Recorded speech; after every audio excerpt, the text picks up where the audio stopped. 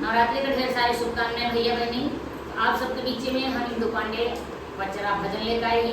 बहुत अच्छा भजन रहा। हम पहले वीडियो डाले रहे, आप सब बहुत प्यारा आशीर्वाद दिया है, जो चोरवा चुराइए।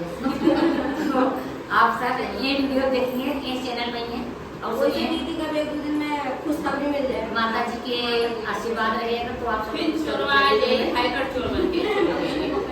तो आप सबका जो है बहुत पुराना मजेदार गीत बा हमारा मन चैनल में रहा।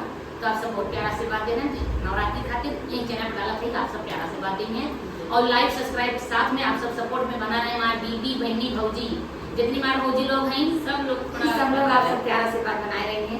अरे भौजी ले रहे हैं मैया